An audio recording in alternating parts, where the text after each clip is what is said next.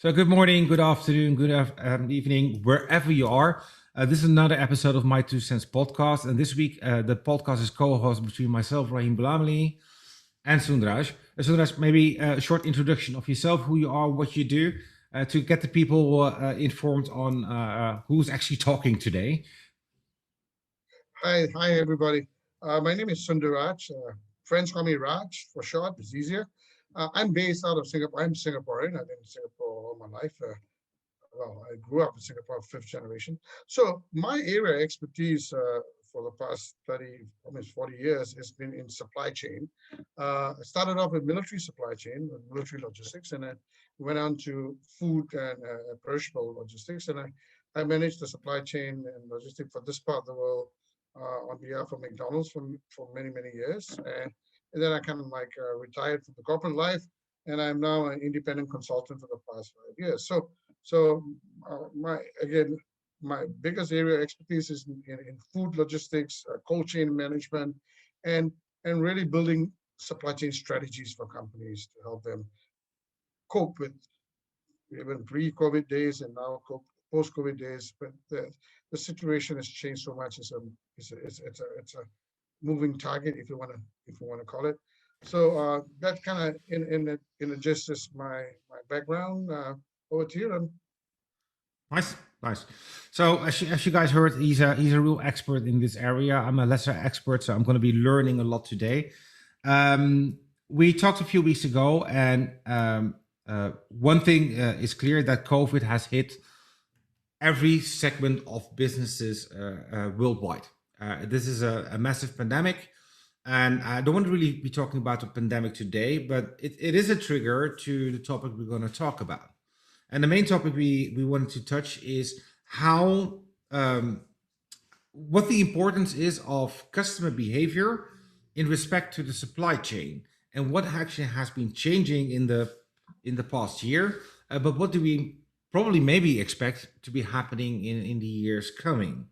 So basically, my first question would be, how important is the actual shift in customer behavior towards the supply chain? Just to set the scene, because not everyone is a supply chain specialist, and building the link between customer behavior and supply chain. What's your 2 cents on that? Well, the first point is, let's first acknowledge that there's been a massive change in customer behavior. So I think buying things online was a good thing before COVID, but now it's like critical. If you're an organization dealing with retail customers and you don't have an online portal to get your goods to the market, you're gonna be left behind. Okay, and customer behavior is going to drive that, whether you like it or not. The customer, especially during this COVID period, is moving their behavior towards a more online purchase.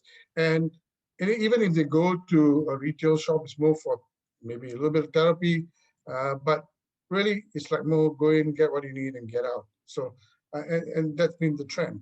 Of course, there's some diehards customers who still want to go shopping every day on Saturdays, and that kind of behavior will not change. But that paradigm shift has happened, and I don't think it's going to be reversed. It's going to be there. It's going to affect retail largely, and this is where companies are involved in the supply chain. I mean, and how they're going to manage to meet this new behavior in the customers. And that's very critical in the whole thing. And and and and really, what's affected by the whole change in customer behavior. So that's so let's first agree there's been change in the customer behavior. Things are not the same anymore. Once you've accepted that, and now you start planning for it.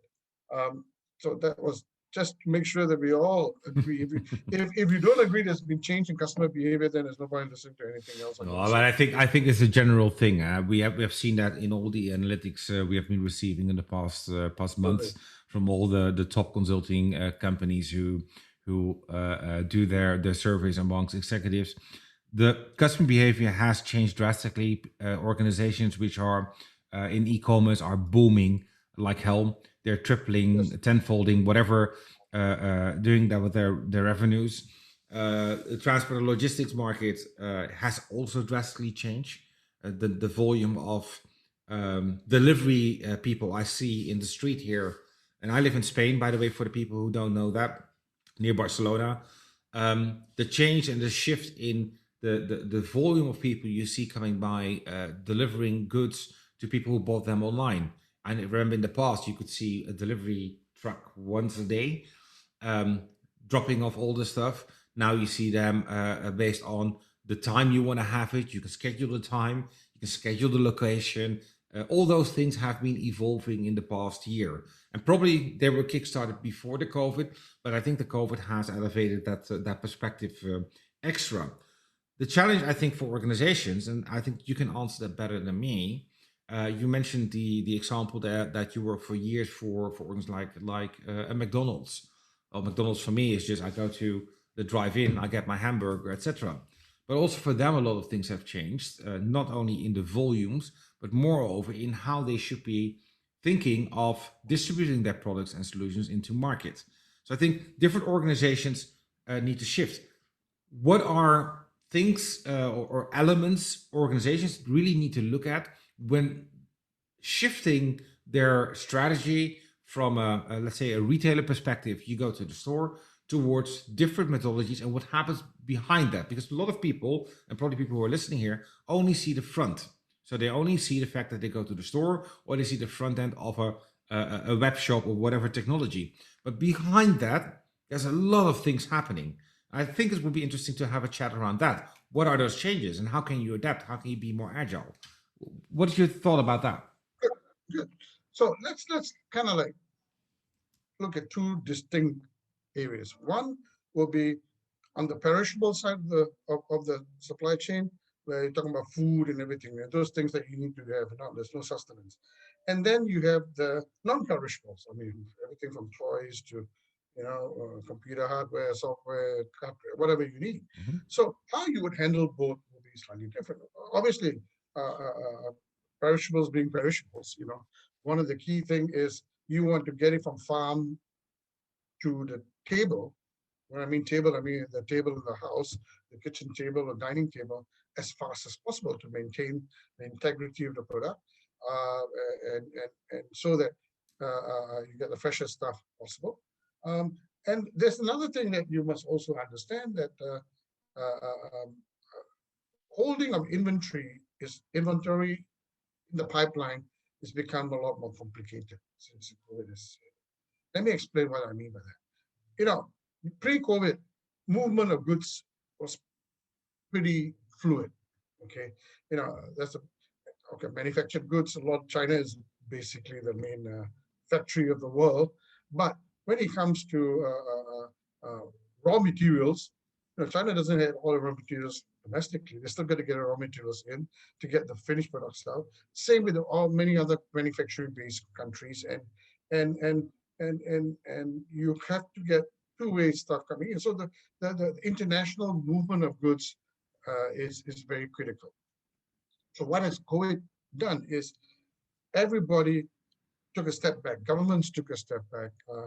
Companies took a step back and say, "Oh my God, am I too dependent on one source for all my raw materials?"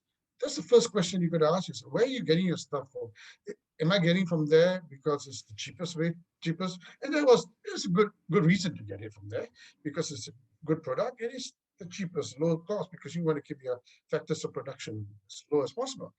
But now you have to change your thinking. You cannot say, hey, I'm going to just get it from the cheapest place, because the cheapest place may not have enough for you, or may not want to sell you anything because they have their own needs that they want to manage.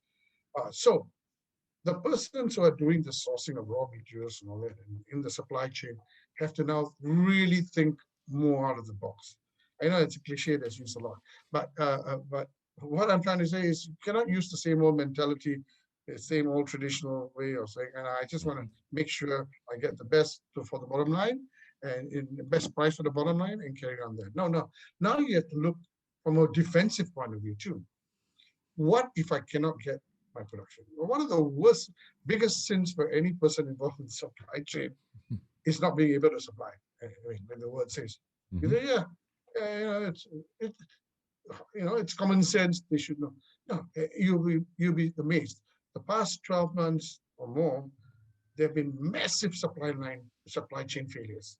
Everything from transportation of vaccines lately, you can see the massive supply chain. It's not the ability to produce it or the capacity to produce it or market waiting for it. No, it's in between. The supply chain cannot cope, whether it's inbound raw materials, whether it's storage of the manufactured goods and raw materials, and the distribution. Right. Now, one of the key things in supply chain is you don't want to keep the product in one location for too long. You want to move it from stage to stage as quickly as possible. Yeah, people say, oh yeah, that's common sense. But how are you going to manage that if you do not have a kind of helicopter view of what's happening and where all my stuff is? So those organizations that are totally dependent on somebody else only for information are going to struggle a little bit. Okay, because if they do not know where the raw materials are, where the finished products are, any one time where the products are, then you're going to be making a few mistakes in terms of undersupplying or breaking too much supply pipeline, which is both are not good. One, you're going to piss off the customer, you don't have enough. And the other one, you're going to piss off the shareholders because you're keeping too much inventory and sucking up the money. So where's that balance, right? So, everybody speaks about just-in-time management, just-in-time management. Yeah, just-in-time can be done if all the components of the supply chain are running smoothly, right? So if I know my ship is going to arrive at this day in the week, and I know that I'm only going to take 2 days to clear it off customs, and I know that it's going to take me only 1 day to get it to the factory, and if I know all that is going to be constant, then you can have a close to just-in-time kind of thing. Now, shipping lines have disrupted. The recent Suez Canal fiasco didn't help things much. Even though they cleared up the congestion, the repercussions of that is going to take a few more months to get fully back to. I wouldn't want to use the word normal later, because fully back to some kind of functionality. So that's affected supply chains drastically across, and that's just, if you put it in non-perishables, it's easier to understand. When you put it in the context of perishables, I think that the figures are not out yet. How many tons of perishable cargo was stuck in all the Suez Canal during that waiting period? How many of them, how many tons are going to be thrown away? So it becomes even more critical when you talk about that. When you talk about vaccines, of course, they all got very tight shelf lives. They got to get to the market, hit the user ASAP before it deteriorates. So all these factors are now in play. They've always been in play, but they're now more critical because things are not as certain as they used to be. So what happens in the supply chain? The defensive reaction is keep more inventory, because I'm worried I don't have enough. Whether it's finished goods, raw materials, everybody. When the COVID thing broke out, think about it. Consumer behavior, one big change was everybody started hoarding. It was a phenomenon in Asia. I'm very sure it's a everywhere. Yeah. I remember the first two or Supermarket 3 days. First 2-3 days of the lockdown here in Spain, there was no toilet paper. I don't know why there was no toilet paper. You would expect no other stuff, but there was no toilet paper. So, toilet paper, the internet and communication and social media is good. And the bad side is, news travels very fast, information travels very fast, but also fake news and nonsense travels very fast. And the consumer reacts to that, right? So there was, even in Singapore, our ministers had to go live and tell people, hey, we have enough toilet paper in Singapore. There's no rush, right? And so on. So it came out that people were buying bags and bags of rice, thinking they're going to be right. So the consumer behavior was, I must make sure I have enough to. So they started something that's totally against their own nature. buy more than what they need, right? Average consumer, think about it. Before COVID, you have one refrigerator, some big, some are small.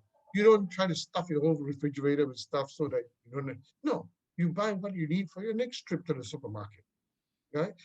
Same thing for food and non-food items. You just buy enough to meet your needs, whether it's medicine, food, whatever you need, right? So you don't want to keep too much. Why?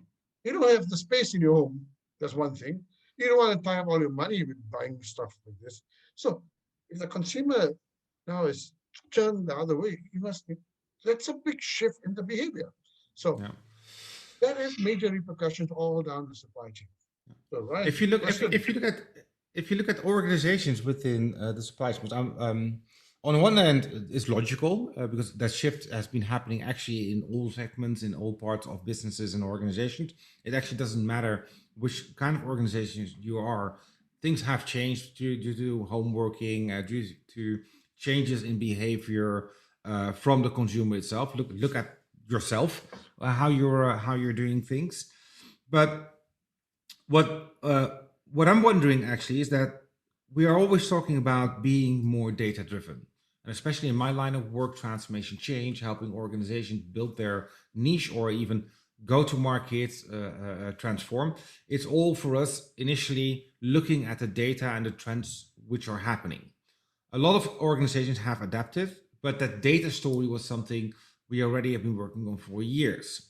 If I now look at supply chain, I'm not sure if it's a traditional space, but I feel it's really traditional and that they are catching up on what other organizations already did, or other, let's say, other segments of organizations already had to do for years. Very good question. Very good question. You see, I think this way it kind of dovetails into analytics, right? Analytics is very data driven. And in the past few years, even pre-COVID, the big buzzword was analytics. How much data I can get from all the sources to build the best supply and demand models, right? To be able to predict what the consumer is going to demand, and so that I can plan my supply to meet the consumer's demand. And if both are in sync, you've got a pretty good supply chain going, right? With little wastage, little excess inventory, all the bad things that nobody wants, right? Keeping too much stock, throwing away stock, and keeping too much inventory in multiple locations, things like that. So the data is that. Now, I tell you where the tricky part now is, okay? And those people doing analytics are fun. Now, most of the consumer behavior models and algorithms that have developed are based on data pre-COVID, okay? Pre-COVID consumer behavior.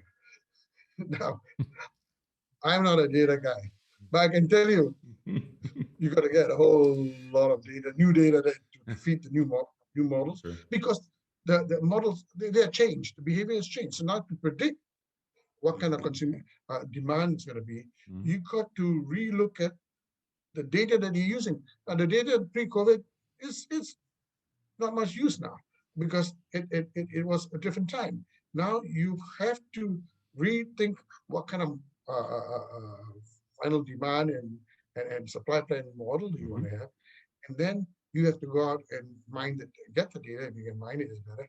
Go and get the data back to fit the model so that we can go back to that nice cycle that we want.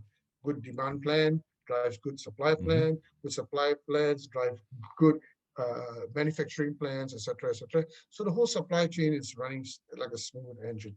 I mean, that's a utopian world, but that's a good vision to have always. And I'm telling you, pre-COVID, the worldwide supply chain was pretty much on track to have very smooth, and this has just disrupted everything. So so because of the unpredictability of when you're going to get your stuff, where you're going to get it from, all this is not coming into factor, right? So it's a challenge, and everybody knows that. I'm very sure they're facing. So for the supply chain guy, go ahead. Yeah. So if you look at the, I'm a bit tapping in onto what you said before, because you also mentioned, look, we had the Suez Channel issue. That's Mhm. not completely solved. I'm not even sure if the ship actually left the Channel. It's still there, I think, being checked. But I also see that it would be logical that organizations also have to start looking at their domestic sourcing, because in fact we are too dependent on China. You see it in Europe where they are saying, look, we are so dependent on China. We're so dependent on markets outside our European Union that we need to start looking at domestication of our supply chain. And that's not for everything possible, because as you mentioned, some raw materials we just don't have. The facilities in Europe, we don't have facilities. We're not a real production region. We are more a trade region. And I'm actually talking about the Netherlands, but I'm generalizing over Europe. What is your take on that? Because I know you mentioned last time that also in Singapore, this is a hot topic in how do we Yes. source things domestically and be more self-sufficient. Okay. The phrase that you have to stick in your mind is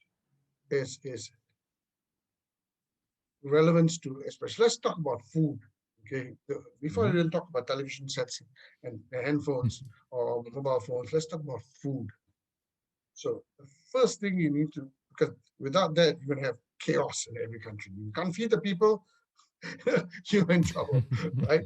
So Sure. a country like Singapore, Hong Kong to a certain extent, I totally, probably Monaco in Europe, probably brings in every single thing that you see on your table from outside the country.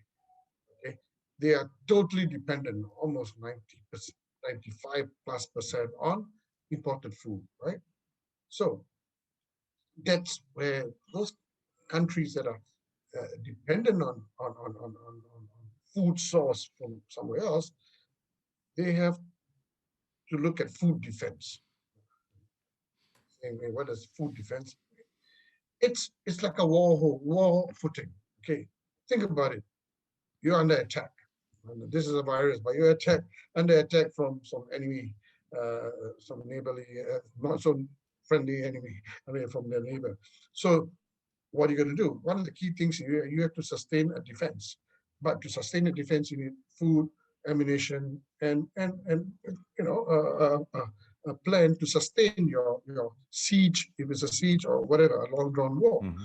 So now, so the people in all these countries, especially in Singapore, now we're looking at, listen, we used to buy a big chunk of stuff from Malaysia because especially the perishables is across the border, is very close. It's like just a causeway that connects the two countries. It's like it's close to Belgium and Holland right next to each other almost. And we traditionally buy a lot of food from Malaysia. We also and we've been buying from China also a lot of food. So one of the first things they hit was when the virus hit in Wuhan, and China closed down, the supply line was affected, obviously. Then suddenly you find that, hey, you don't have this product in the supermarket, you don't have that product in the supermarket, you don't have this cleaning material that's made in China. Suddenly everybody's looking at the product they buy and say, where is it made? And then you look, China is a huge source for a lot of finished products. And you find, oh my God, I've only enough stock to last another few weeks. So, and if it's not food, okay, maybe you can get away with it for a while, right? Yeah. But if it's food, you've got to sustain that thing. And when borders start closing, okay, it becomes very critical.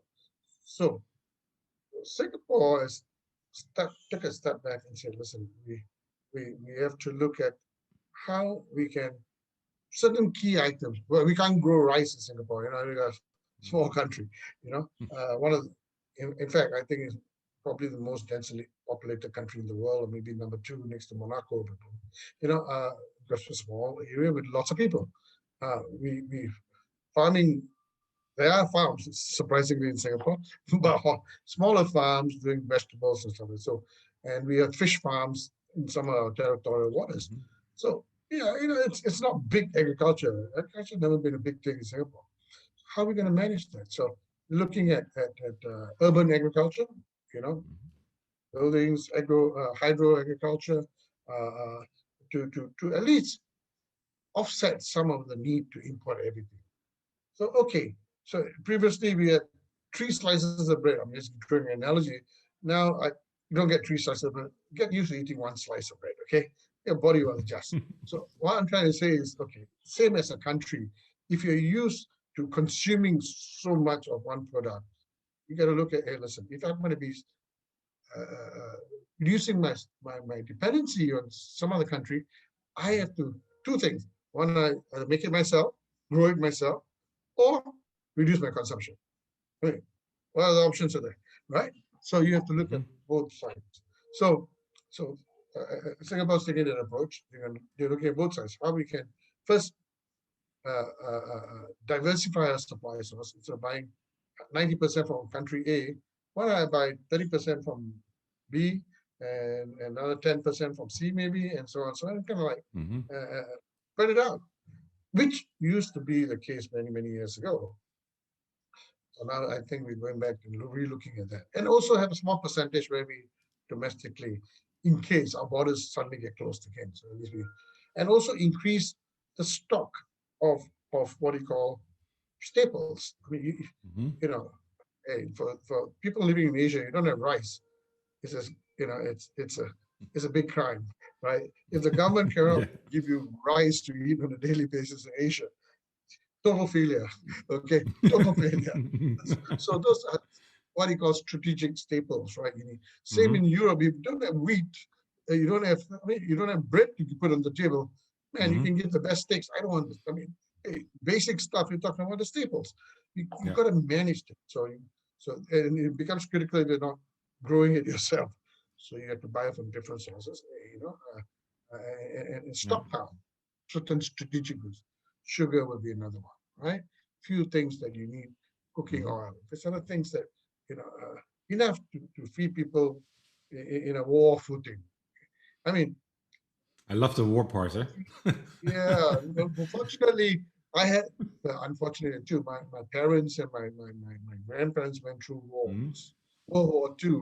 And if you talk to people that age, generation went through that kind of, unfortunately, there's some war still going on here. They'll tell you, every meal is God sent, and I do not know when I'm going to get the next meal, right? So if you start thinking that way, and being economical with the way you manage your food and your needs and your stuff, that will reduce your need to have certain amount where you're used to. Now that has a profound effect on the whole supply chain.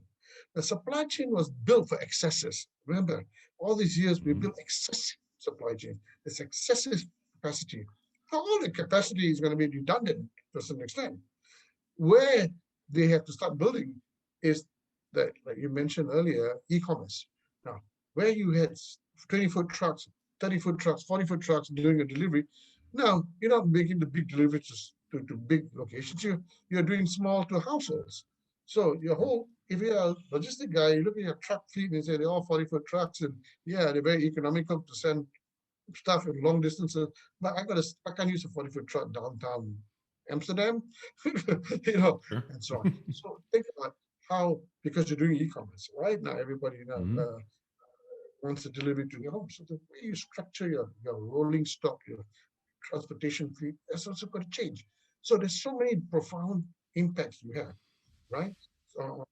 So and also, you have to build up some safety stock, because you do not know when the next round or the next wave of infection is going to come in. Then your supply source is cut again, and then you got to scramble for something else.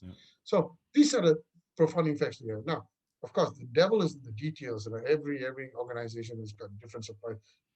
But you have to remember this, that this cliche has been used. It's not that this new normal. Figure out what that new normal is before you try to plan anything. Okay? Yeah, it's nice to say all the you got to figure out what your new normal is. There's no one new normal from one organization or one industry. I agree. Everybody's got a new normal. Okay? So I agree. I think it's a good one also to end up with. We're running out of time for our 2 Cents podcast. The takeaway is, guys, this is for everyone actually. figure out what it means to you and for you as your organization. I think we can talk for hours and hours and hours. So what I want to suggest is that I will invite you soon to record a second session where we deep dive a little bit more on these topics and share that information with the audience. For now, I wanna end up the podcast. Sundaraj, if people want to connect with you, how do they do that? Yeah, I mean, they can contact me through my email, through email. It's Sundaraj, is SUNDARAJ at supplychainplus.com.sg. I will put it in the comments. Yes, put it in the comments. So if they want to shoot off a few specific questions, yeah, come to me. That's my job. I'm a supply chain consultant. I help companies, organizations to strategize their supply chain. Look, now that's a big thing. It's important to relook at your strategies. All that you've done years ago, your 3-year plans can be thrown out of the window. Come on with new 3-year plans. Even 3 years, I think, in my opinion, 3 years is too long a time frame now.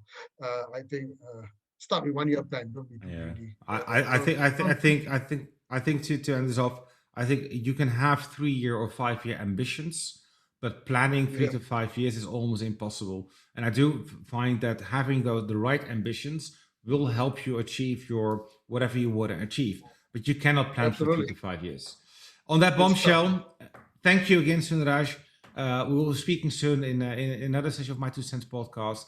For the people listening in, if you have things to add, if you want to get in contact with Sundaraj, I'll put some information in the comments below the podcast, so you can click on the links. If you have questions, you can also contact me, and I'm happy to bring you guys into contact with Sundaraj. And for now, we're going to end the My 2 Cents. Have a lovely day, morning, afternoon, evening, night, wherever you are. Thank you for listening. Thank you. Bye-bye.